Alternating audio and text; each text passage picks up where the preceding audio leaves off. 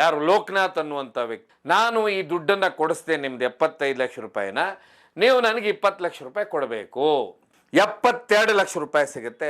ಆ 72 ಲಕ್ಷ ರೂಪಾಯಿ ಆ ಡ್ರೈವರ್ನ ಕರ್ಕೊಂಡು ಬಂದು ಕೇಸ್ ಮಾಡಿ ಅವನನ್ನ ಜೈಲಿಗೆ ಕಳಿಸ್ತಾರೆ. ಹಣ ಜಪ್ತಿ ಆಯ್ತಂದ್ರೆ ಆ ಹಣವನ್ನ ಸರ್ಕಾರಿ ಖಜಾನೆಯಲ್ಲಿ ಆ ದುಡ್ಡನ್ನು ಇಡಬೇಕು. ನಂತರ ಇದರ ಕೋರ್ಟಲ್ಲಿ ವಿಚಾರಣೆ ಆಗುತ್ತೆ. ವಿಚಾರಣೆ ಆದಾಗ ಅಲ್ಲಿ ಸುಮಾರು ಅಂತ ಹೇಳಿ ಕೇಳ್ತಾರೆ, ಈ ದುಡ್ಡು ಎಲ್ಲಿಂದ ಬಂತು, ನೀವು ಯಾರಿಗೆ ಕಳಿಸಿದ್ರ. ಅದೇ ಸಮಯಕ್ಕೆ ತನ್ನ ತಾಯಿಗೆ ಮೊದಲು ಹಾಗೆ ಪ್ಲಾನ್ ಇರುತ್ತೆ, ಅದೇ ರೀತಿ ಲೊಕೇಶನ್ ಸೆಂಡ್ ಮಾಡ್ತಾಳೆ. ತಾಯಿ ಆಟೋದಲ್ಲಿ ಬರ್ತಾರೆ. ಮಾನ್ಯ ವೀಕ್ಷಕರೇ, ಅಳಿದು ಉಳಿದವರು ಕಂಡಂತೆ ಸ್ವಾಗತ ಸುಸ್ವಾಗತ. ಕಳೆದ ವಾರ ಅಂತ ಹೇಳಿದ್ರೆ ಶನಿವಾರ ದಿವಸ ಒಂದು ಹತ್ಯೆ ದೊಡ್ಡ ಮಟ್ಟದಲ್ಲಿ ಸದ್ದಾಗತ್ತೆ ಬೆಂಗಳೂರಿನ ಅಂತ ಹೇಳಿದ್ರೆ ಏನು ಸೋಲ್ದೇವನಹಳ್ಳಿ ಭಾಗ ಇದೆ, ಇಲ್ಲಿ BGS ಲೇಔಟ್ ಅಲ್ಲಿ ಹತ್ಯೆ ಆದಂತ ವ್ಯಕ್ತಿಯ ಹೆಸರು ಲೋಕನಾಥ್ ಸಿಂಗ್ ಅಂತ ಹೇಳಿ. ವೃತ್ತಿಯಲ್ಲಿ ಏನ್ ಮಾಡ್ತಾ ಇದ್ದಂತ ಹೇಳಿದ್ರೆ ರಿಯಲ್ ಎಸ್ಟೇಟ್ ಉದ್ಯಮಿಯ ಹತ್ಯೆ ಆಗತ್ತೆ. ಹತ್ಯೆ ಯಾವ ರೀತಿ ಆಗಿರುತ್ತೆ ಅಂದ್ರೆ, ಲೇಔಟಿನಲ್ಲಿ ಏನು ಪೊಲೀಸರಿಗೆ ಒಂದು ಫೋನ್ ಹೋಗುತ್ತೆ. ಫೋನ್ ಹೋದಾಗ ಅವ್ರು ಬರ್ತಾರೆ. ಬಂದಂಥವ್ರು ಆಟೋದಲ್ಲಿ ಒಂದು ಡೆಡ್ ಬಾಡಿ ಅಂದ್ರೆ ಕೂತ್ಕೊಂಡ ಸ್ಥಿತಿಯಲ್ಲೇ ಇರುತ್ತೆ, ಶರ್ಟ್ ಇರೋದಿಲ್ಲ, ಕತ್ತು ಕೊಯ್ದಿರ್ತಾರೆ, ಬ್ಲಡ್ ಎಲ್ಲ ಹೋಗಿರುತ್ತೆ. ಅದಾದ ಮೇಲೆ ಪೊಲೀಸರು ಏನು ಮಾಡ್ತಾರೆ, ಅಕ್ಕಪಕ್ಕ ನೋಡ್ತಾರೆ. ಒಂದು 150 ಮೀಟರ್ ಪಕ್ಕದಲ್ಲಿ ಆ ವ್ಯಕ್ತಿಯ ಕಾರ್ ನಿಂತ್ಕೊಂಡಿರುತ್ತೆ. ಕಾರ್ ಸ್ಟಾರ್ಟಿಂಗ್ ಪೊಸಿಷನ್ನಲ್ಲಿರುತ್ತೆ. ಅದರಲ್ಲಿ ಡ್ರೆಸ್ ಶರ್ಟ್ ಬಿದ್ದಿರುತ್ತೆ, ಅಲ್ಲೂ ಬ್ಲಡ್ ಸುಮಾರು ಬಿದ್ದಿರುತ್ತೆ, ಓಡೋಗಿರುವಂತ ಕಲೆ ಇರುತ್ತೆ. ಹಾಗಾದ್ರೆ ಈ ವ್ಯಕ್ತಿಯ ಕೊಲೆ ಯಾಕಾಯ್ತು ಅಂತ ಹೇಳಿ ಪೊಲೀಸರು ತನಿಖೆಗಿಳಿತಾರೆ.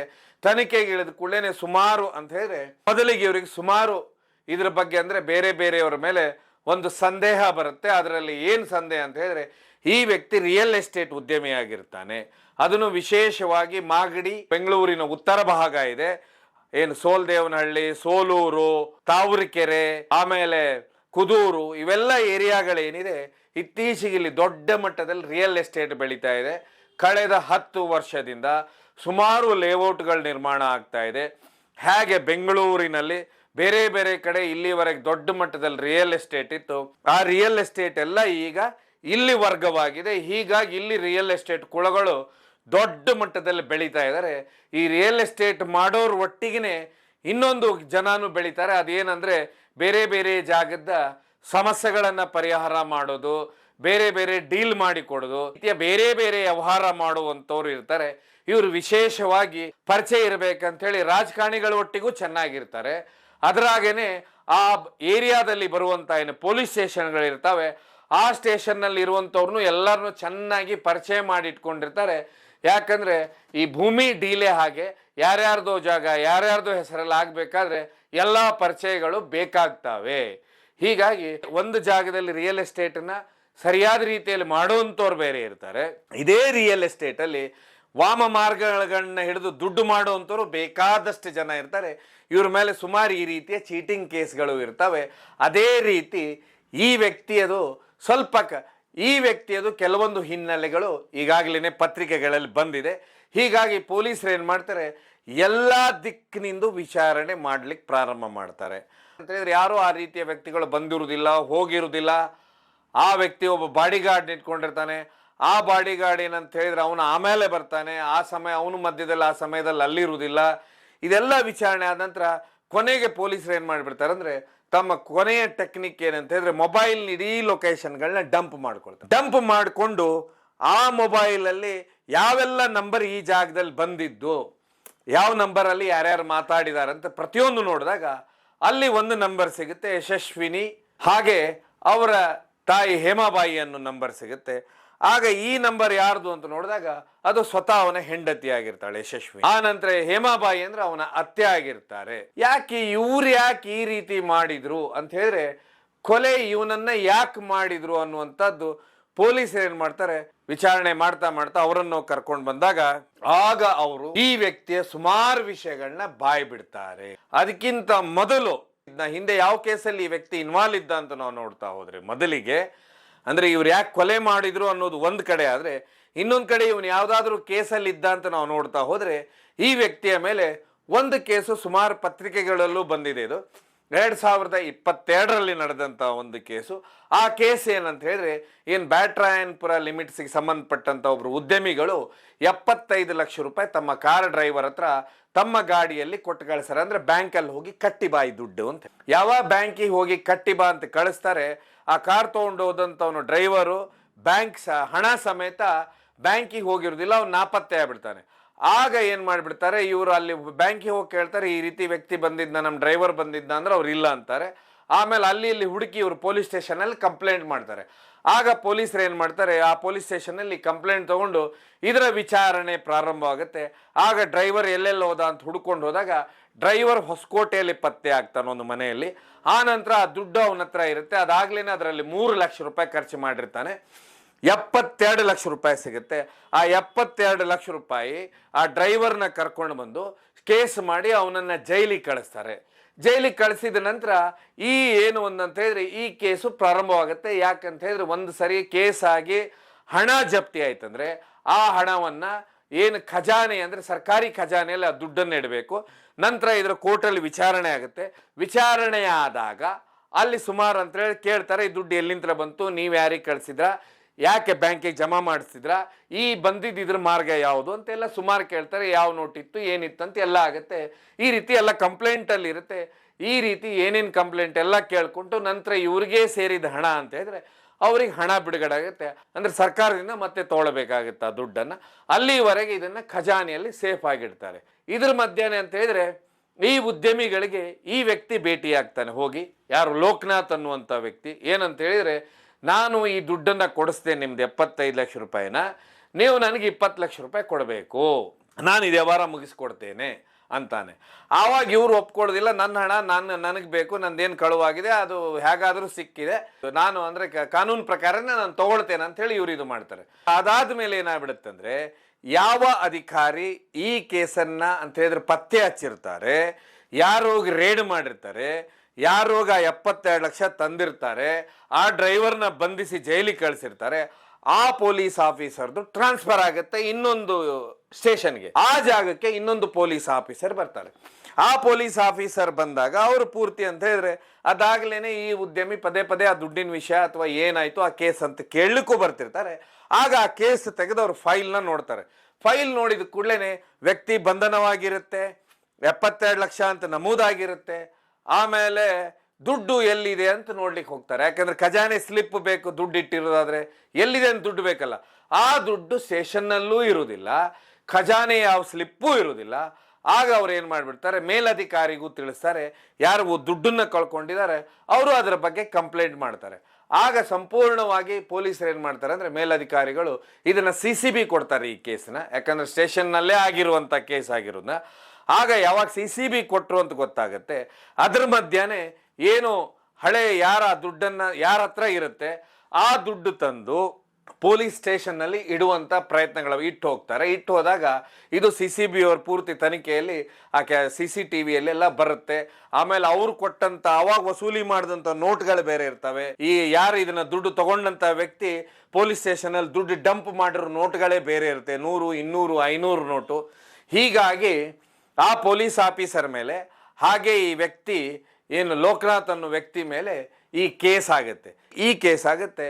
ಇದಾದ ಮೇಲೆ ಈ ಮದುವೆ ಹೇಗಾಯಿತು, ಈ ವ್ಯಕ್ತಿಯ ಮದುವೆ ಆಗಿ 4 ತಿಂಗಳಾಗಿರುತ್ತೆ, ಕೇವಲ 4 ತಿಂಗಳಾಗಿರುತ್ತೆ. ಅಂದರೆ ಕಳೆದ ವರ್ಷ ಕೊನೆಯ ಸಮಯದಲ್ಲಿ ಮದುವೆ ಆಗಿರುತ್ತೆ.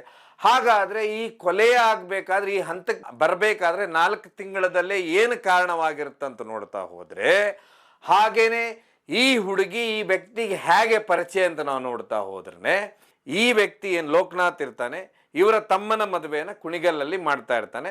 ಆ ತಮ್ಮನ ಮದುವೆಗೆ ಇವರು ಮದುವೆ ಬಂದಿರ್ತಾರೆ. ಮದುವೆಯಲ್ಲಿ ಇವ್ರ ಸಂಬಂಧಿಕನೇ ಆಗಿರೋದ್ರಿಂದ ತುಂಬಾ ಪರಿಚಯ ಮಾತಾಡಿಸಿದಾಗ ಕೃಷ್ಣ ಸಿಂಗ್, ಅವ್ರ ಹೆಂಡತಿ ಹೇಮಾಬಾಯಿ, ಹಾಗೆ ಯಶಸ್ವಿನಿನೂ ಬಂದಿರ್ತಾರೆ. 3 ಜನ.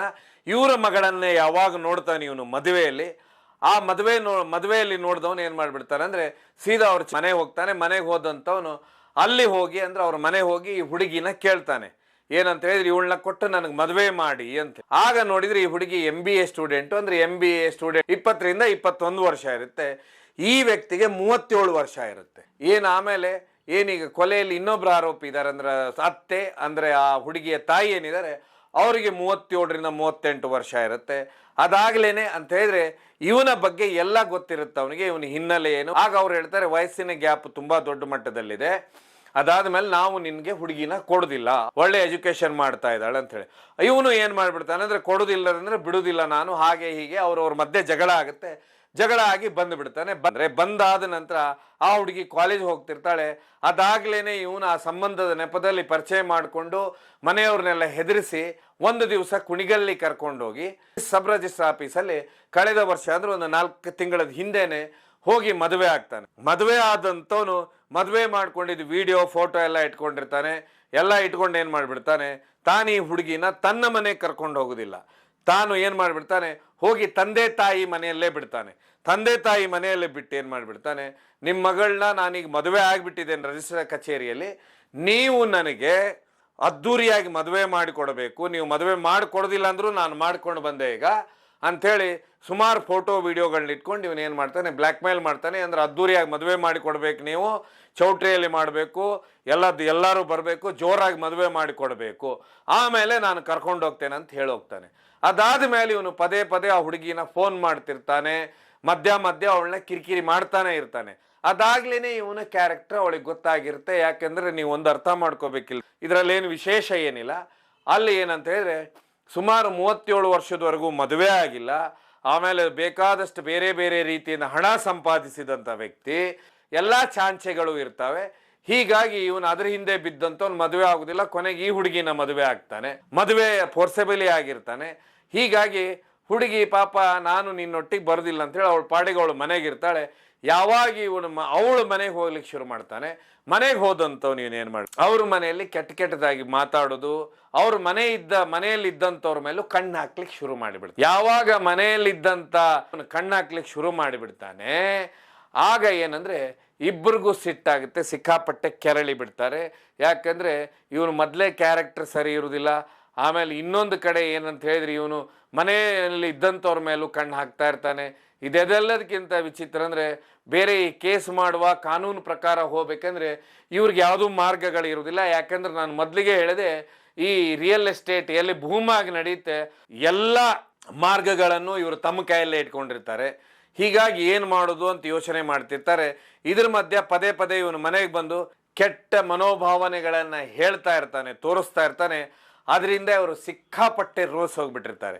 ಹೀಗಾಗಿ ಇವರು ಏನು ಮಾಡ್ತಾರೆ ಅಂದರೆ ಒಂದು ದಿವಸ ಇಬ್ಬರು ಸೇರಿ ಒಂದು ಪ್ಲ್ಯಾನ್ ಮಾಡ್ತಾರೆ. ಅದು ಏನು ಪ್ಲ್ಯಾನ್ ಮಾಡ್ತಾರೆ ಅಂದರೆ ತಾಯಿನೇ ಮಗಳಿಗೆ ಹೇಳ್ತಾಳೆ, ನೀನು ಅವನನ್ನು ಊಟಕ್ಕೆ ಅಂತ ಹೇಳಿ ಕರಿ, ಅವನ ಹೊರಗೆ ಕರ್ಕೊಂಡೋಗಿ ಊಟ ಮಾಡಿಸು, ಆ ಊಟದಲ್ಲಿ ನಾನು ಮತ್ತೆ ಬರೋದಂದ್ರೆ ನಿದ್ದೆ ಮಾತ್ರೆಗಳನ್ನು ಬೆರೆಸಿರ್ತೇನೆ, ಆ ಮಾತ್ರೆಗಳನ್ನು ಅವನಿಗೆ ಊಟ ಮಾಡಿಸು, ಹೇಗಾದರೂ ಅವ್ನು ನೀನು. ಅದೇ ರೀತಿ ಅವನೇನು ಮಾಡ್ತಾನೆ ಅಂದರೆ ಏನು ಶುಕ್ರವಾರ ಹಿಂದಿನ ದಿವಸನೇ ಫೋನ್ ಮಾಡಿರ್ತಾನೆ, ಆಗ ಫೋನ್ನಲ್ಲಿ ಇದೆಲ್ಲ ಹೇಳಿರ್ತಾನೆ.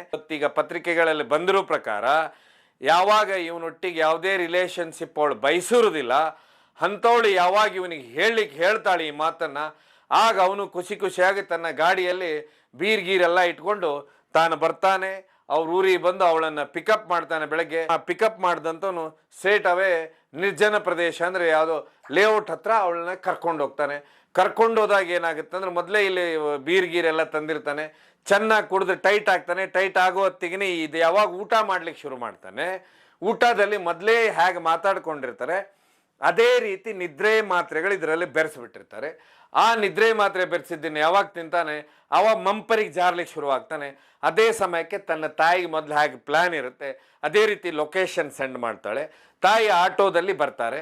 ಬಂದಂಥವ್ರು ಏನು ಮಾಡಿಬಿಡ್ತಾರೆ ಅಂದರೆ ತಾಯಿ ಮಗಳು ಸೇರಿ ಇದನ್ನ ಅಂದರೆ ಕತ್ತನ್ನು ಕೊಯ್ತಾರೆ. ಕೊಯ್ದಂತಾರೋ ಇವನೇನು ಮಾಡಿಬಿಡ್ತಾನೆ, ಆ ಫೋರ್ಸಲ್ಲೇ ಗಾಡಿ ಡೋರ್ ತೆಗೆದು ಸರಿಸುಮಾರು ಒಂದು 150 ಮೀಟರ್ ಓಡ್ತಾನೆ. ಓಡಿದ ನಂತರ ಏನು ಆ ಗೇಟ್ ಹತ್ರ ಅಲ್ಲಿ ಆ ಗೇಟ್ ಹತ್ರ ಒಂದು ರಿಕ್ಷಾ ನಿಂತ್ಕೊಂಡಿರುತ್ತೆ, ಆ ರಿಕ್ಷಾಗೆ ಒಳಗೆ ಹೋಗಿ ಕೂತ್ಕೊಂಡವನು ಕೊನೆಯದಾಗಿ ಅಲ್ಲೇ ಉಸಿರು ಬಿಡ್ತಾನೆ. ಅದಾದ್ಮೇಲೆ ಇವ್ರ ಪಾಡಿಗೆ ಇವ್ರು ಹೊರಟು ಹೋಗ್ಬಿಡ್ತಾರೆ. ಈ ಕೇಸ್ ಯಾಕಂದ್ರೆ ಆ ನಂತರ ಸಂಜೆ ಇದು ಗೊತ್ತಾಗುತ್ತೆ ಈ ರೀತಿ ಆಗಿತ್ತಂತ ಹೇಳಿ. ಆಗ ಪೊಲೀಸರು ಏನು ಮಾಡಿಬಿಡ್ತಾರಂತ ಹೇಳಿದ್ರೆ, ಆಗ ಪೊಲೀಸರು ಎಲ್ಲರ ವಿಚಾರಣೆ ಕೊನೆಗೆ ಮೊಬೈಲ್ನ ಯಾವಾಗ ತೊಗೊಳ್ತಾರೆ ವಿಚಾರಣೆಗೆ, ಆ ಮೊಬೈಲ್ ನಂತರ ಇವರನ್ನ ಕರ್ಕೊಂಡು ಬಂದು ವಿಚಾರಣೆ ಮಾಡಿದಾಗ ಯಾಕಿಷ್ಟು ಬೇಗ ಅಂದರೆ ಇನ್ನೂ 4 ತಿಂಗಳಾಗಿಲ್ಲ ಮದುವೆ ಆಗಿ, ಯಾಕೆ ನೀವು ಈ ರೀತಿ ಮಾಡಿದ್ರೆ ಅಂದಾಗ ತಮ್ಮ ವಿಚಾರಣೆಯಲ್ಲಿ ಇದೆಲ್ಲ ವಿಷಯಗಳನ್ನ ಹೇಳ್ತಾ ಹೋಗ್ತಾರೆ. ಈ ರೀತಿ ನಮಗೆ ಸಮಸ್ಯೆ ಮಾಡಿದ್ದ, ಕೊನೆಗೆ ಇವನು ಯಾರ ಮಾನವನ್ನು ಬಿಡುವುದಿಲ್ಲ, ಎಲ್ಲರ ನಮ್ಮಿಂದೇನು ಬಿದ್ದು ಬಿಟ್ಟಿದ್ದ, ಅಂದರೆ ನಮ್ಮ ಮೇಲೇನು ಇವನು ಬೇರೆ ರೀತಿ ಕಣ್ಣು ಹಾಕೊಂಡು ಕೂತ್ಕೊಂಡಿದ್ದ. ಪೊಲೀಸರ ಮುಂದೆ ಇವರ ತಪ್ಪನ್ನ ಒಪ್ಕೊಳ್ತಾರೆ. ಇದೆಲ್ಲ ವಿಷಯಗಳು ಈಗಾಗ್ಲೇನೆ ಎಲ್ಲ ಪೇಪರು ಪತ್ರಿಕೆಗಳಲ್ಲೂ ಬಂದಿದೆ. ಸೊ ಒಟ್ಟಾರೆಯಾಗಿ ನನ್ನನ್ನು ಯಾರು ಏನು ಮಾಡ್ಲಿಕ್ಕೆ ಆಗುದಿಲ್ಲ ಅನ್ನೋದು ಬರುತ್ತೆ, ಆಗ ಈ ರೀತಿಯ ಕೊಲೆಗಳು ನಡೀತಾವೆ. ಇಲ್ಲ ಅಂದರೆ ಆ ಹೆಣ್ಣು ಮಕ್ಕಳಿಗೆ ಕೊಲೆ ಮಾಡುವಂಥದ್ದು ಅಥವಾ ತಮ್ಮ ಭವಿಷ್ಯವನ್ನು ಈ ರೀತಿ ಕೊಲೆ ಮಾಡಿ ಹಾಳು ಮಾಡ್ಕೊಳ್ಬೇಕಾದಂಥದ್ದು ಈಗ ದೊಡ್ಡ ಮಟ್ಟದ ಚರ್ಚೆ. ಯಾಕಂತ ಹೇಳಿದ್ರೆ ಇಬ್ಬರು ಹೆಣ್ಮಕ್ಳೇ ಈ ರೀತಿ ಒಬ್ಬ ವ್ಯಕ್ತಿಯನ್ನು ಹೊಡಿಬೇಕಂತ ನಿರ್ಧಾರ ಮಾಡ್ತಾರಂದ್ರೆ ಅವ್ರಿಗೆ ಎಷ್ಟು ಯಾವ ರೀತಿ ಕಾಟ ಕೊಟ್ಟಿರ್ಬೋದು ಅನ್ನುವಂಥದ್ದು ಈಗ ದೊಡ್ಡ ಮಟ್ಟದ ಸುದ್ದಿ. ಪೊಲೀಸರು ಅವರನ್ನು ಬಂಧಿಸಿ ಈಗ ಕಸ್ಟಡಿ ಕಳಿಸಿದ್ದಾರೆ. ಮುಂದೆ ಪೊಲೀಸರ ತನಿಖೆಯಿಂದ ಯಾಕಾಯ್ತು, ಏನಾಯ್ತು, ಇನ್ನೇನಾದರೂ ಬೇರೆ ಕಾರಣಗಳಿದಾವೆ ಅಂಥೇಳಿ ಗೊತ್ತಾಗಬೇಕಷ್ಟೇ. ನೋಡುವ ತನಿಖೆಯಿಂದ ಇನ್ನೆಲ್ಲ ಏನೇನು ವಿಷಯ, ಈ ಲೋಕನಾಥ್ ಸಿಂಗ್ ಕೊಲೆಯ ವಿಷಯ, ಇದಕ್ಕಿಷ್ಟಕ್ಕೆ ಈ ಕೊಲೆ ಆಯ್ತಾ ಅಥವಾ ಇನ್ನೇನಾದರೂ ಬೇರೆ ಬೇರೆ ಕಾರಣ ಇದಾವ ಅನ್ನುವಂಥದ್ದು ಇನ್ನು ಮುಂದೆ ತನಿಖೆಯಿಂದ ಗೊತ್ತಾಗಬೇಕಂತ ಹೇಳ್ತಾ ಈ ಕಾರ್ಯಕ್ರಮವನ್ನು ಮುಗಿಸ್ತೇನೆ. ಕಾರ್ಯಕ್ರಮ ನೋಡಿದ್ದಕ್ಕೆ ಧನ್ಯವಾದ. ಇದು ಕೇವಲ ಜನಜಾಗೃತಿಗೋಸ್ಕರ ಮಾತ್ರ.